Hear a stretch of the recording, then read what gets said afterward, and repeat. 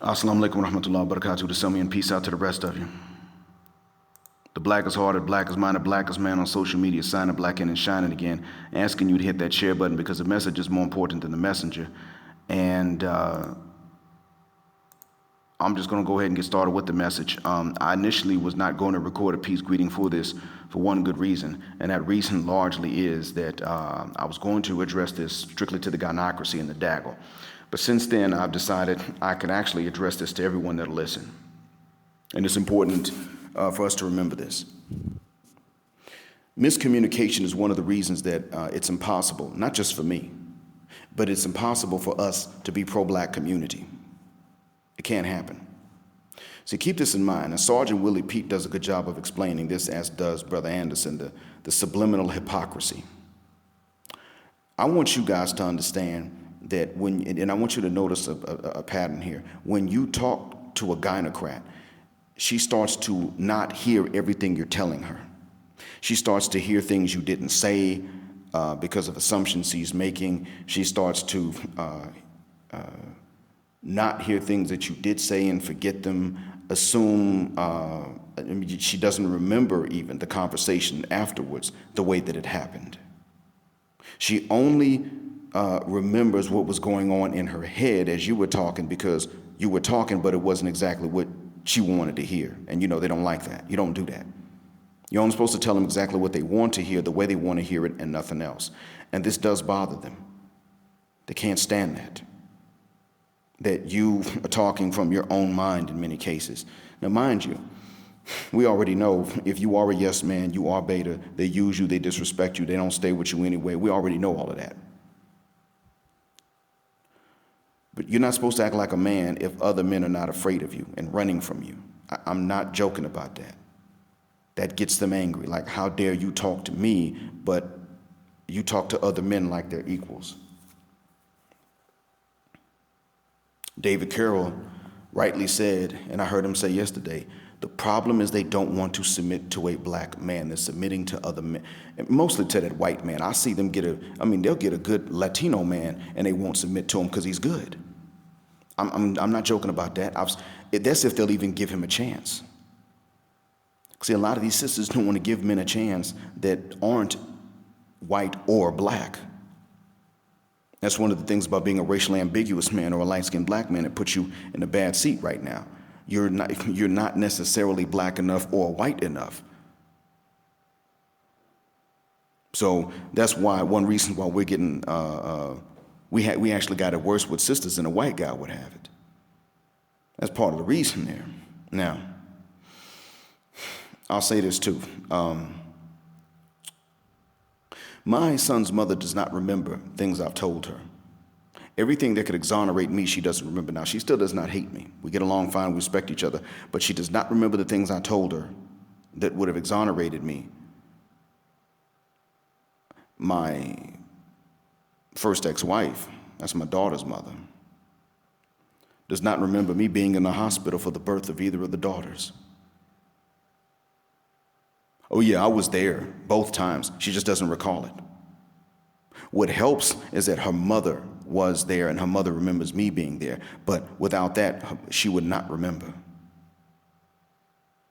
And that does mess me up. That does bother me to a large extent because, in all honesty, what it meant was that it doesn't matter what I do. She one time said, after an argument with her own father, because he lived where she did not live, she one time said, after an argument, it doesn't matter what men don't do, they always bring up what they did. It turned out that I learned from her, it doesn't matter what I do, she will only remember what I did not and won't remember what I did. And she was one of the better ones. Others wound up with far worse. I mean, every time I fed us, she did say thank you for the dinner. And every time she cooked, I would say thank you for the dinner. So I was actually one of the lucky ones. I'm telling you how bad it is when you are as lucky as I am. I'm not always talking about situations because of my own trauma being worse than yours. I'm oftentimes talking about it because I know a lot of you gentlemen are going through worse than what I went through, and that's still bothersome. See, I may not be capable of feeling shame, but I'm still capable of empathizing with what others are going through. I empathize with the sisters because a lot of them do go through traumatic experiences when they're young. They do go through things that are really bothersome. I think they're traumatized by growing up in America like we are. But there's something that I've come to understand, and that is a complete illogic on their part. And see, they're capable of logic, and then they're capable of illogic. And but whichever one they're using, it has to be to our detriment and disadvantage. And even in the way they communicate, and that miscommunication is why you cannot be pro-black community. Not just me, but you. Yeah, I'm telling you how to think. Not really. I'm actually telling you what conclusion you simply cannot come to and then justify later on. Because, see, again, take Ice Cube. You got men now calling him a coon. Ice Cube was not like Candace Owens at all. Candace Owens is a Republican, a conservative. Ice Cube was simply trying to come to a contract with Black America. Those are two different things. He said, I'm talking to both parties. This is us, and this is what you need to do to relate to us. And one party said, we'll talk after the election, which they haven't. The other party said, okay, let's talk now. That's what happened. He didn't sell out to anybody. He didn't endorse anybody except for Black people. He did not exclude Black women or Black trans or anything. He just pretty much said Black folks in America. And what the hell happened? The sisterhood came along, and some of them understood him. Some of the women on Fox Soul were actually very fair with him, and then some others came along with all that neck rolling and finger snapping, I mean metaphorically, figuratively, and blamed him like he had actually said something he had never said, selling people out that he had never sold out. Like, how dare you, nigga, not single us out? That's exactly what happened. We saw that. And now you got these dudes that are talking about he's a coon too. And what that tells me is you got a lot of men who, because they weren't raised by men, think that it is perfectly okay to jump to false conclusions.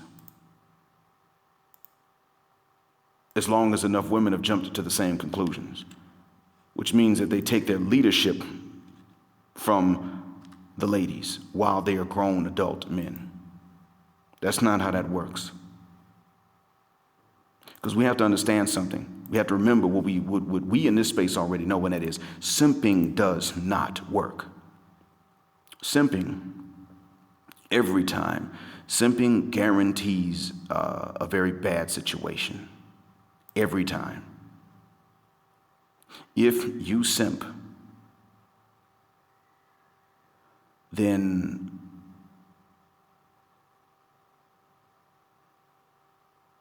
if you simp, then you're going to cause a problem to yourself. If you simp, then you're going to be disrespected, used, and everything else.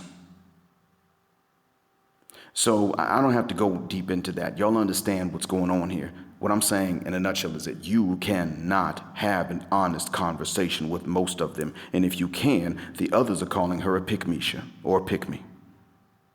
There is no saving a group of people once they have to have a conversation with someone to get where they need to go, and that someone with whom they have to have the conversation is allowed to be this illogical. So what I went through was relatively mild compared to what a lot of you are going through.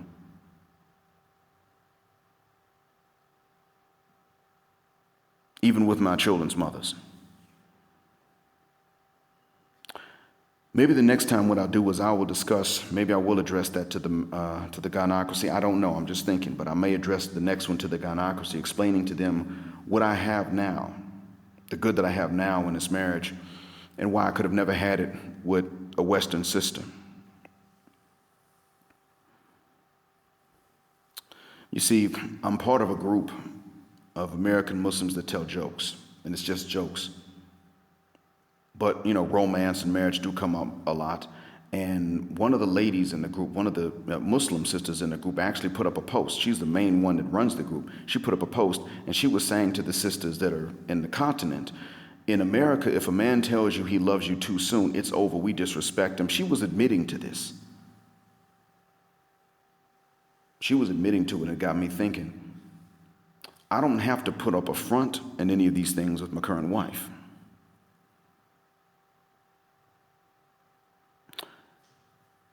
my respect for, my kindness, and my love for her are not taken as weakness, that she doesn't confuse one with the other. Do you know what the major difference is too? I mean, that is the major difference, but you know what else comes up a lot? And it's very important to understand. She didn't rather care herself before we got together. Some would say, how do you know? Well, I realize, I'm not stupid, and I realize possibilities of any man not knowing anything that's important to him. But there are times when you would know if someone did.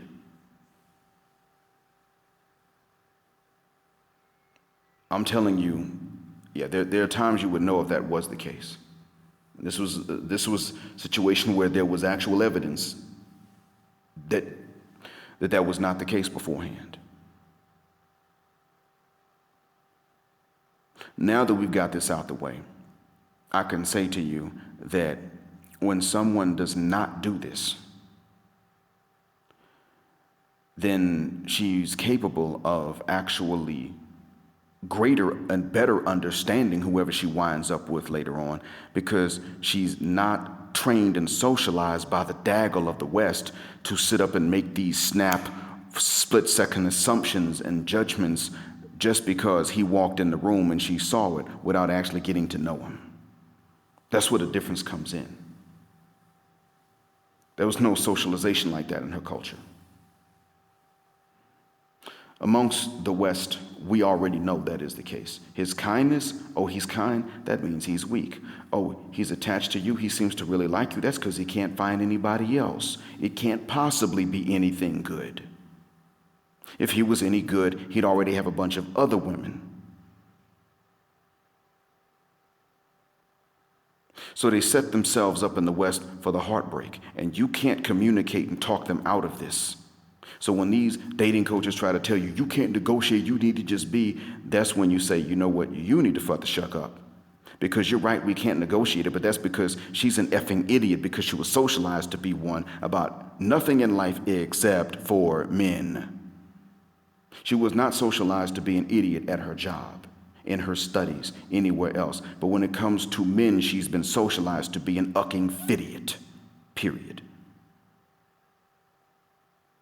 That's why you can't negotiate with her or talk her out of her biology. It's not her biology, it's her stupidity that's causing this. She has a right to make her own choices, and we have a right to see how stupid or intelligent these choices really are. To not only see it, but to also say it out loud, because they're going to do it in our case. Therefore, you're just not capable, gentlemen, of being pro-black community as a whole if you're trying to do anything that's going to help the brothers out.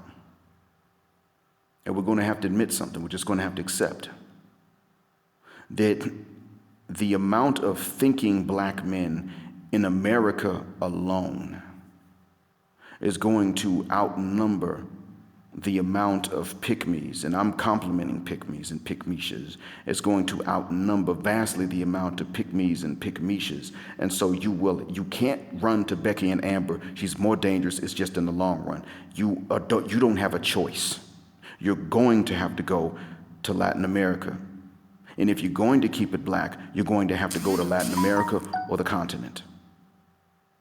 You don't have any other options if you're trying to keep it black. And so the question is going to be, will there be enough level-headed sisters in Latin America and the continent for us? And maybe there will, maybe there won't. I don't know all the populations and stats. I think so, because we're, black men are something like between 17 to 20 million, I think, if I'm not mistaken. Black males. So between the continent and the black sectors of Latin America, I do think that there will be enough level-headed ones. But there will be barriers to us meeting, because for one, you ain't flying to Cape Town or Joburg or Pretoria, and then that's where you're gonna find a level-headed South African sister. That's not, no. You gotta go out in Mpumalanga province and in areas like that. Places that, that I just heard of and that y'all may have never heard of. That's what you'd have to do. You may have to go to Angola and then leave Luanda and go into the interior. So your Portuguese probably gonna have to be on point, and even maybe another language too. You may have to fly into, not only Khartoum, but after you get your passport stamped in Khartoum, you probably gonna have to take a long ass drive up to Wad Madani or places like that. Or, fly into Chad and then leave in N'Djamena and go somewhere in the bush. That might be what has to happen. Unfortunately, that might be necessary because, so I'm just saying that even with the numbers being available, there's still the barriers to go where they are. And I'm sorry, but you're not going to be able to keep it Western and keep it black. That's impossible. She won't let that happen because you can't even have a conversation with her about that, and she understands what you're saying and what you're not saying. She can't even differentiate. Whatever she heard in her head is what she heard you say with your tongue. This is another reason that not just I, but nobody can be.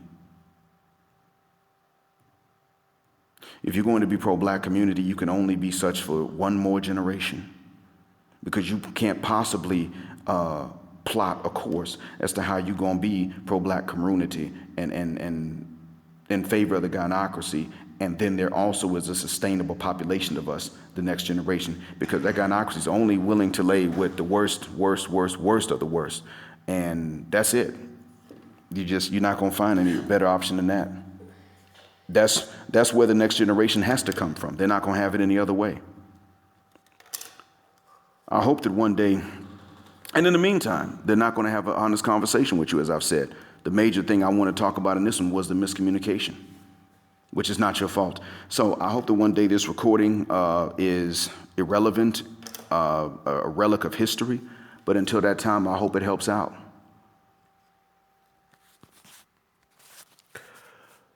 Black heart, black mind, blackout, assalamu alaikum, and black, heterosexual, non-select, male power just because they don't like it. And unapologetically, black patriarchy until extinction or judgment day.